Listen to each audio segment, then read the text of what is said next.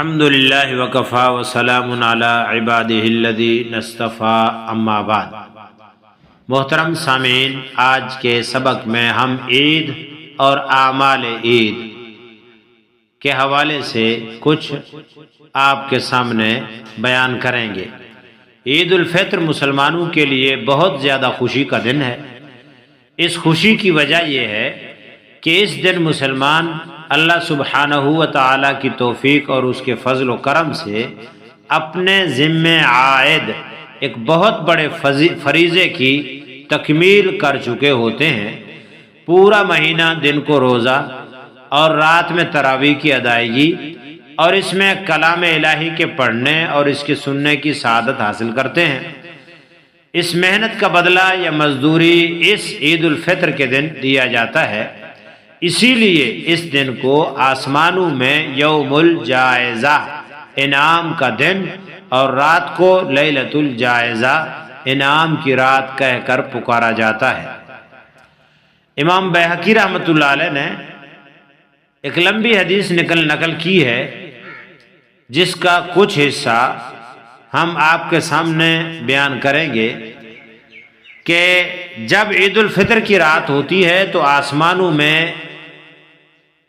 اس کا نام لیلۃ الجائزہ انعام کی رات سے لیا جاتا ہے، اور جب عید کی صبح ہوتی ہے تو اللہ رب العزت فرشتوں کو تمام شہروں کی طرف بھیجتے ہیں۔ وہ زمین پر اتر کر تمام گلیوں راستوں کے سروں پر کھڑے ہو جاتے ہیں، اور ایسی آواز سے جس آواز کو جن اور انسان کے علاوہ ہر مخلوق سنتی ہے، پکارتے ہیں، اے امت محمدیہ صلی اللہ علیہ وسلم، اس کریم رب کی بارگاہ کی طرف چلو جو بہت زیادہ عطا کرنے والا ہے اور بڑے سے بڑے قصور معاف کرنے والا ہے۔ اور پھر جب لوگ عید گاہ کی طرف نکلتے ہیں تو اللہ سبحانہ و تعالی فرشتوں سے دریافت فرماتے ہیں، کیا بدلہ ہے اس مزدور کا جو اپنا کام پورا کر چکا ہو؟ وہ عرض کرتے ہیں، اے ہمارے معبود اور مالک، اس کا بدلہ یہی ہے کہ اس کو اس کی مزدوری پوری ادا کر دی جائے۔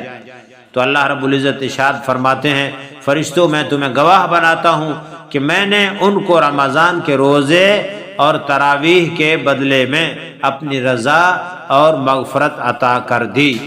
اس کے بعد اللہ تعالیٰ اپنے بندوں سے خطاب فرما کر ارشاد فرماتے ہیں، اے میرے بندو، مجھ سے مانگو، میرے عزت کی قسم، میرے جلال کی قسم، آج کے دن اپنے اس اجتماع میں مجھ سے اپنی آخرت کے بارے میں جو سوال کرو گے عطا کروں گا، اور دنیا کے بارے میں جو سوال کرو گے اس میں تمہاری مصلحت پر غور کروں گا۔ میری عزت کی قسم، جب تک تم میرا خیال رکھو گے میں تمہاری لغزشوں کی ستاری کرتا رہوں گا اور ان کو چھپاتا رہوں گا۔ میری عزت کی قسم، میرے جلال کی قسم، میں تمہیں مجرموں یعنی کافروں کے سامنے رسوا نہیں کروں گا۔ پس اب بخشائے اپنے گھروں کی طرف لوٹ جاؤ، تم نے مجھے راضی کر دیا اور میں تم سے راضی ہو گیا۔ پس فرشتے اس اجر و ثواب کو دیکھ کر جو اس امت کو افطار کے دن ملتا ہے خوشیاں مناتے ہیں اور کھل جاتے ہیں۔ اے اللہ، ہمیں ان میں سے بنا دے۔ لہذا اللہ رب العزت کی عطایا کی طرف دیکھتے ہوئے ہمیں بھی چاہیے اس دن کو بھی اور اس کے بعد کے ایام بھی اس رب کی منشا کے مطابق گزارنے کی کوشش کریں۔ چنانچہ اب ہم عید الفطر کے دن کے مسنون اور مستحب اعمال آپ کے سامنے بیان کریں گے، تاکہ عید الفطر میں ہمیں جو اللہ رب العزت انعامات اور اجر و ثواب دینا چاہتا ہے وہ پورا مل سکے۔ عید الفطر کے دن مسنون اور مستحب اعمال یہ ہیں: نمبر 1، عید کے دن صبح سویرے اٹھنا۔ نمبر 2، نماز فجر اپنے محلے کی مسجد میں پڑھنا۔ نمبر 3، جسم کے زائد بال اور ناخن وغیرہ کاٹنا۔ نمبر 4، غسل کرنا۔ نمبر 5، مسواک کرنا۔ یہ مسواک کرنے کے علاوہ ہے جو وضو میں کی جاتی ہے۔ مسواک کرنا خواتین کے لیے بھی سنت ہے۔ نمبر 6، جو کپڑے ہوں ان میں سے اچھے عمدہ کپڑے پہننا، نئے ہوں تو نئے پہن لیں ورنہ دھلے ہوئے اچھے صاف کپڑے پہن لیں۔ نمبر 7، خوشبو لگانا، لیکن خواتین تیز خوشبو نہ لگائیں۔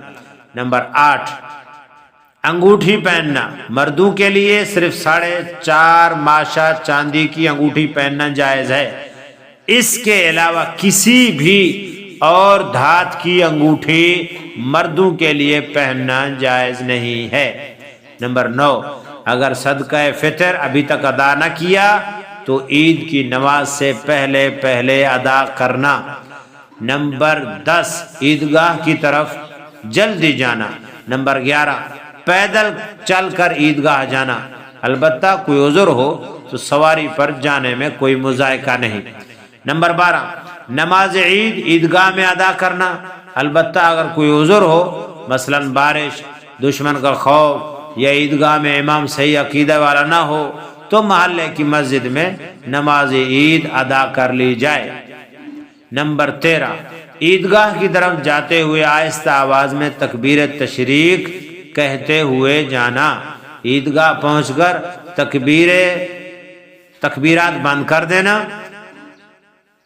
اللہ اکبر اللہ اکبر لا الہ الا اللہ واللہ اکبر اللہ اکبر وللہ الحمد۔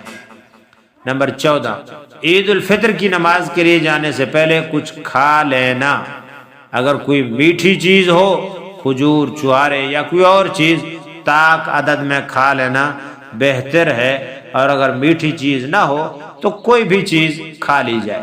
نمبر 15، نماز عید ادا کرنے کے بعد واپسی پر راستہ بدل کر آنا۔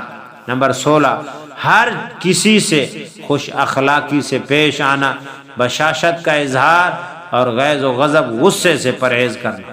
نمبر 17، اپنی وسعت کے مطابق مستحقین اور مساکین کی مدد کرنا۔ نمبر 18، اپنی حیثیت کے مطابق اپنے گھر والوں پر کھانے وغیرہ کے اعتبار سے کشادگی کرنا۔ نمبر 19، اگر ممکن ہو تو شرعی حدود کے اندر رہتے ہوئے عید کے دن جبہ پہننا۔ نمبر 20، ایک دوسرے کو مبارکباد دینا، بشرطے کہ اس کو لازم نہ سمجھا جائے، بلکہ خوشی کے لیے اگر کوئی کرنا چاہتا ہے تو کر سکتا ہے۔ آخری بات، نماز عید پڑھنے کا طریقہ۔ عید کی نماز 2 رکعت ہے، اس کا طریقہ عام نمازوں کی طرح ہے، البتہ اس میں 6 تکبیریں زائد ہیں۔ 3 پہلی رکعت میں قرات سے پہلے، 3 دوسری رکعت میں رکوع سے پہلے۔ یہ تکبیرات واجب ہیں، ان کا ثبوت نبی اکرم صلی اللہ علیہ وسلم، صحابہ کرام رضوان اللہ علیہم اجمعین اور کئی تابعین کرام رحمہم اللہ سے ہے۔ مسند احمد، شرح مانع الآثار، مصنف ابن ابی شیبہ، مصنف عبد الرزاق، مبسوط کتاب الآثار، اوجز المسالک میں یہ تمام دلائل دیکھے جا سکتے ہیں۔ نماز کا طریقہ یہ ہے کہ سب سے پہلے دل میں نیت کر لے، زبان سے اگر کہہ لے تو کوئی مذائقہ نہیں، یعنی میں 2 رکعت عید کی واجب نماز مع 6 تکبیرات زائد کے اس امام کے پیچھے پڑھتا ہوں۔ اس کے بعد اللہ اکبر کہہ کر ہاتھ باندھ لیں، پھر ثنا یعنی سبحانک اللہم و بحمدک و تبارک اسمک و تعالی جدک و لا الہ غیرک پڑھ کر 3 بار اللہ اکبر کہہ کر کانوں تک ہاتھ اٹھائیں اور پھر نیچے لٹکا دیں، پھر دوسری مرتبہ اللہ اکبر، اسی طرح کانوں تک ہاتھ اٹھا کر چھوڑ دیں، پھر تیسری مرتبہ اللہ اکبر کہہ کر ہاتھ باندھ لیں۔